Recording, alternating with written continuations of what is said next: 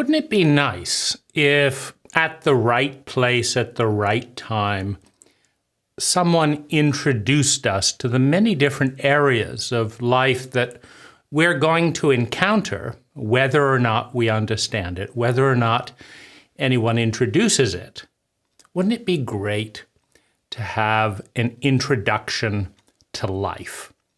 Well, I'd like to introduce you to life and a project that will allow you to introduce others to life. It's a nonprofit project that's coming from the place of going back in my life and looking at all the different points where I had blind spots that led to unnecessary suffering, or have witnessed others with, significant blind spots and, unnecessary chronic suffering.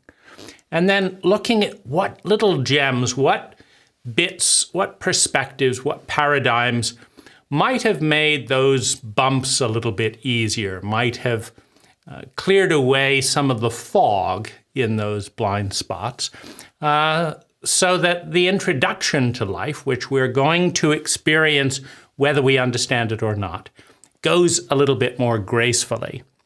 And hence the book, right? This happens to be the biggest book, which, well, it's the biggest book that I've written. And as a result, it may need an introduction, right? An introduction to the introduction to life, an abridged version, which is one of the side projects. In other words, if you'd like to read this book and find the probably 30% of content that's going to be really exciting to you and make an abridged version, the material, the project is open source in the sense that anyone with the primary intent of service and education, which is the project, to make life a little bit more graceful for anyone that reads or watches our material. That's the goal. And I was thinking about this when my wife mentioned her problem today with the BMW. Right? We have I think it's an i4 or i3 electric BMW, and the battery in the Bluetooth keychain had failed, and so she couldn't use, lock the car, do the various things. And what do you do when something that's worked year after year just stops working and you're sitting in the Whole Foods parking lot? Well, she went on to YouTube and managed to find a video for exactly this situation. What do you do when your keychain on this car isn't working, right? And it reminds me of the tremendous and exponential explosion in wealth, information wealth, that we have co-created over the last decade or so, right? We've gone from, needing to frantically call BMW dealerships only to find that the receptionist has no idea what you're talking about, and the sales rep that wants to get the call has no idea what you're talking about and isn't interested because it's not going to help them make a sale. And then the mechanic is on lunch that knows what to do there. Could you call back on Monday?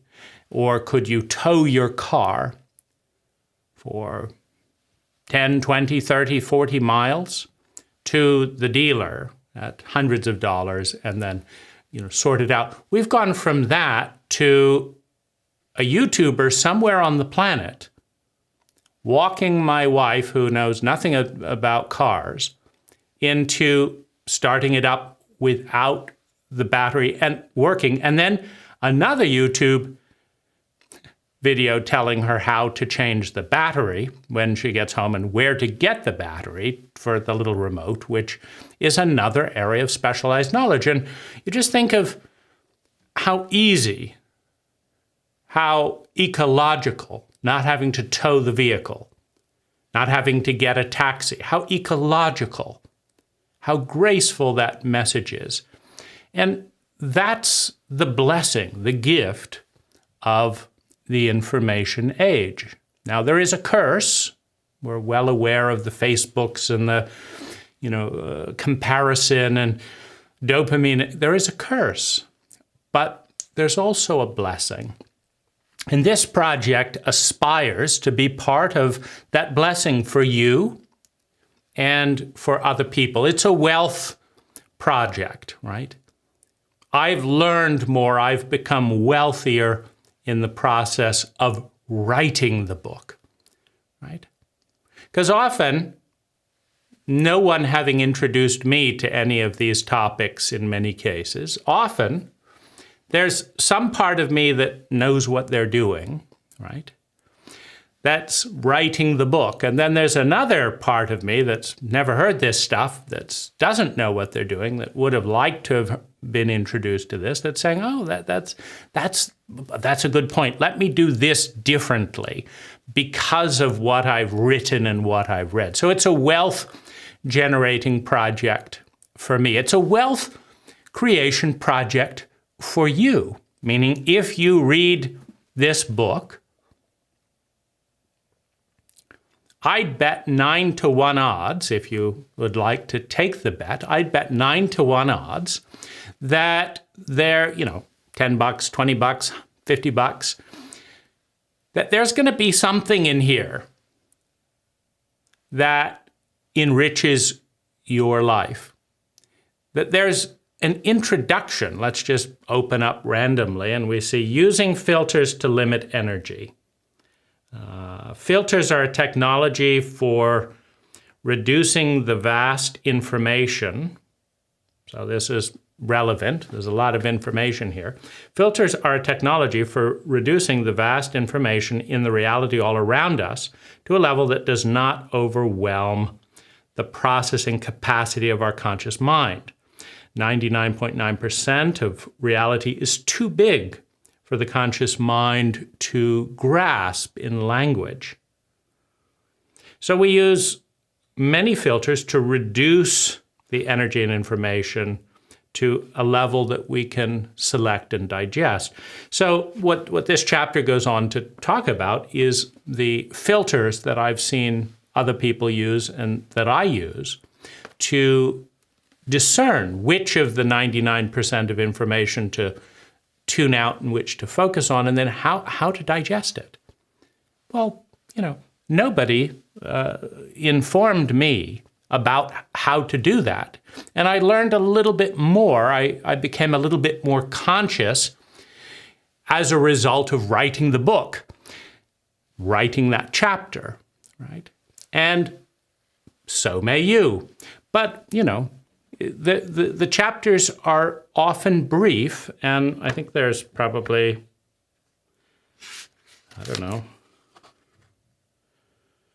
there's well over 100 chapters. And so there's, a good chance whether it's, useful paradigms, creating teachers and mentors, two truths in a paradox, the power of crisis, purpose and meaning, key cycles, microcultures. These are things that seem relevant. They seem important to any growing conscious individual, and nobody has introduced me to most of this. And the things that have been powerfully introduced to me, I'm also sharing in this book. Because my goal is that a 12-year-old, a 20-year-old could read this book, and if they wanted to, and there's no saying that we have taught that individual to think or to integrate what they think into what they do or to how to prioritize things, because we ram so many things down our young people's throat under just do it because it's school, and don't talk back and all this stuff that they may have unlearned how to integrate and do something with it and think. But if someone is capable of thinking, I'm relatively confident that my younger self could have done some good stuff with this. And that's not bad for something that, we all have 24 hours a day, and we can spend it with video games. We can spend it numbing out in a variety of ways. We can spend it fighting and texting, etc., or we can spend it learning useful things that prepare us for a better life. So this is this year's project, and it has I have several invitations to participate.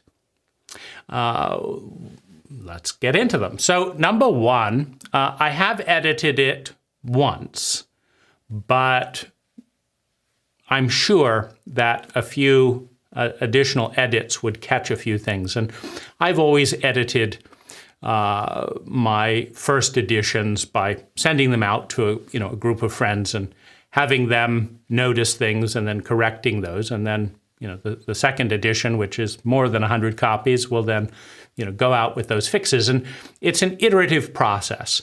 So if you see something that can be improved, you can get the digital version of the text.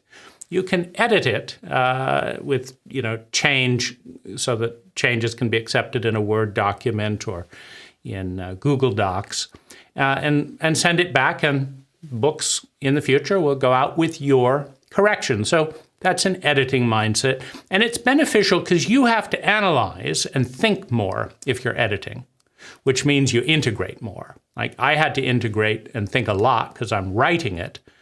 I had to think again when I did the first edit, and that's good because what could be more useful than knowing how to navigate life a little better? So that's that's great. This is the title, and it's available on Amazon because they don't, nobody's going to print free books, with all the paper and shipping involved. But the digital version is free if you'd like it.